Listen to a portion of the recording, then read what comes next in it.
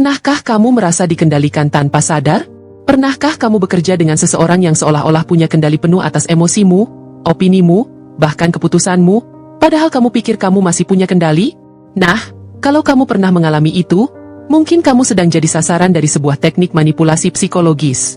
Teknik yang sebenarnya sering digunakan oleh para diktator.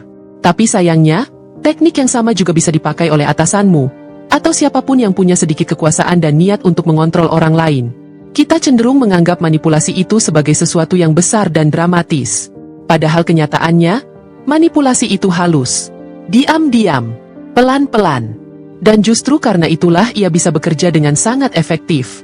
Mari kita bahas satu persatu teknik manipulasi yang umum dipakai oleh para pemimpin diktator, dan bagaimana teknik ini juga bisa kamu temui di lingkungan kerja, atau bahkan dalam hubungan pribadi. Yang pertama adalah gaslighting. Kata ini berasal dari judul film lama berjudul Gaslighting.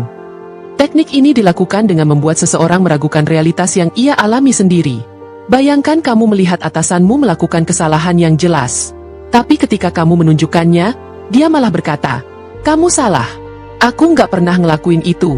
Kamu mungkin capek atau salah ingat."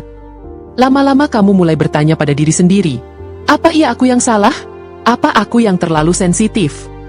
Itulah gaslighting. Dan ini adalah salah satu senjata favorit para diktator. Mereka membuat rakyatnya ragu pada apa yang mereka lihat atau rasakan.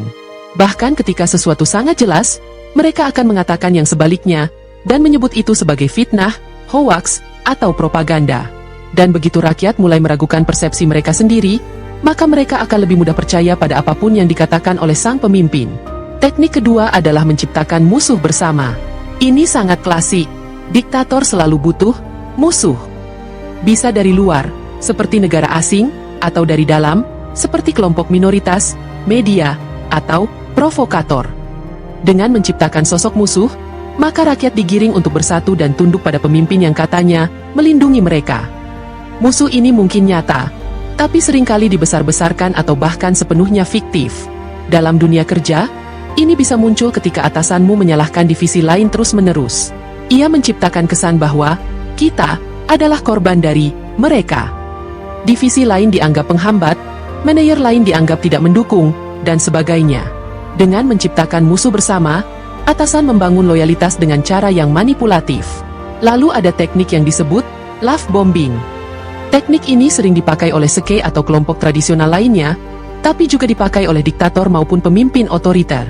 Caranya, mereka memberikan pujian dan cinta yang berlebihan di awal. Mereka membuatmu merasa spesial, diakui, bahkan seolah-olah kamu satu-satunya yang mereka percaya. Namun begitu kamu mulai menunjukkan perbedaan pendapat atau tidak mengikuti kehendak mereka, semua cinta itu dicabut. Kamu mulai diabaikan, atau malah disudutkan. Ini menciptakan ketergantungan emosional. Kamu jadi takut kehilangan cinta itu, sehingga kamu tunduk. Teknik berikutnya disebut penciptaan ilusi pilihan. Ini triknya sangat halus. Sang pemimpin memberikan 2 atau 3 pilihan, tapi semua pilihan itu sebenarnya menguntungkan dia.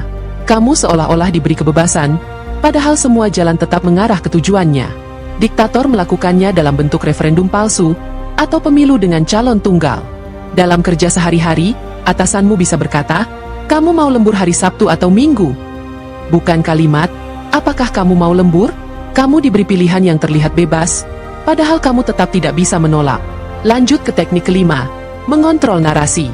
Ini sangat penting dalam kekuasaan. Siapa yang mengendalikan cerita, mengendalikan kenyataan. Diktator selalu mengontrol media. Mereka menyensor, membungkam, atau menyelewengkan informasi. Mereka membuat rakyat hanya tahu satu versi dari kenyataan, versi mereka. Dalam lingkup yang lebih kecil, ini terjadi ketika atasan hanya membagikan sebagian informasi atau memutarbalikkan fakta kepada tim. Mereka membuat seolah-olah merekalah yang selalu menyelesaikan masalah, padahal mungkin kontribusimu besar. Mereka membentuk opini tim melalui narasi yang mereka kendalikan.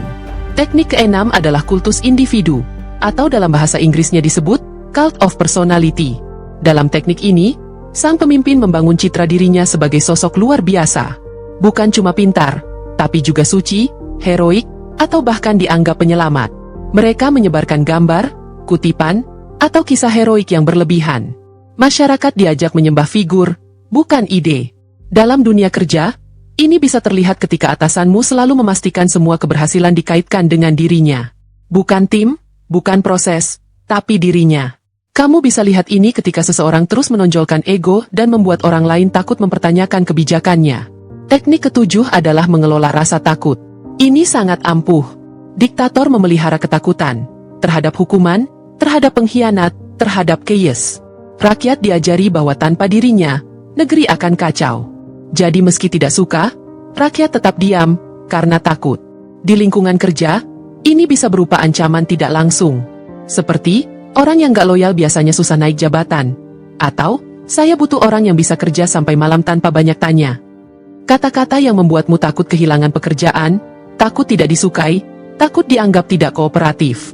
Dan dari rasa takut itu, muncullah ketaatan. Teknik manipulasi ke-8 adalah pemotongan akses informasi. Diktator tidak ingin rakyatnya belajar terlalu banyak. Mereka batasi akses pada pengetahuan, pemikiran kritis, atau opini alternatif. Pendidikan dikontrol, buku-buku disensor, internet dibatasi. Tujuannya agar rakyat tidak tahu bahwa ada cara lain menjalani hidup. Dalam skala mikro, ini dilakukan oleh atasan yang tidak memberi kamu akses ke informasi penting. Mereka tidak melibatkanmu dalam rapat, tidak memberikan transparansi soal gaji, jenjang karir, atau keputusan strategis. Semakin kamu dibatasi, semakin kamu bergantung. Kesembilan, teknik manipulasi yang sangat sering dipakai adalah gas sosial, yaitu mengontrol siapa yang berinteraksi dengan siapa. Dalam sistem diktator, ini berarti memecah kelompok, mengadu domba, atau menanamkan mata-mata. Dalam organisasi, ini bisa berbentuk larangan ngobrol antar divisi, atau menciptakan kompetisi tidak sehat antar rekan kerja. Tujuannya, supaya orang-orang sibuk saling curiga, dan tidak sempat menyatukan kekuatan untuk melawan sang pemimpin. Terakhir, yang ke-10, adalah normalisasi kekacauan. Dalam kondisi ini, sang pemimpin menciptakan situasi yang tidak menentu, penuh konflik, tekanan, dan ketidakstabilan. Ironisnya, dia lalu muncul sebagai penyelamat. Dia menciptakan masalah, lalu menawarkan solusi. Ini menciptakan ketergantungan. Kamu mulai merasa tidak bisa hidup tanpa dia, padahal justru dialah penyebab kekacauan itu. Teknik ini sangat licik, dan yang menyedihkan, seringkali orang tidak sadar mereka sedang berada dalam permainan ini. Mereka lelah, bingung, dan akhirnya menyerah. Mereka berhenti berpikir kritis, dan mulai pasrah. Jadi, apa yang bisa kita lakukan kalau sadar sedang berada dalam situasi seperti ini? Pertama, sadarilah bahwa kamu tidak gila. Kalau kamu merasa ada yang aneh tapi tidak bisa menjelaskannya, itu bukan kamu yang lemah. Mungkin kamu sedang dimanipulasi. Kedua, mulai cari perspektif lain. Bacalah, ngobrollah, dengarkan sumber-sumber di luar narasi resmi. Ketiga, bentuk jaringan kecil. Cari orang-orang yang juga mulai sadar, dan bangun kesadaran bersama. Manipulasi hanya bisa bertahan ketika korban terpisah-pisah. Manipulasi adalah seni halus mengendalikan orang lain tanpa mereka sadari. Dan yang paling menakutkan dari semua ini adalah, teknik-teknik ini tidak hanya digunakan oleh pemimpin negara, tapi juga bisa digunakan oleh bosmu, oleh pasanganmu, oleh influencer, bahkan oleh orang tua. Jadi mulai sekarang, waspadalah, dengarkan nalurimu, perhatikan pola-pola, dan jangan takut untuk mempertanyakan kekuasaan, sekecil apapun bentuknya. Karena kebebasan dimulai dari kesadaran, dan kesadaran dimulai dari keberanian untuk membuka mata.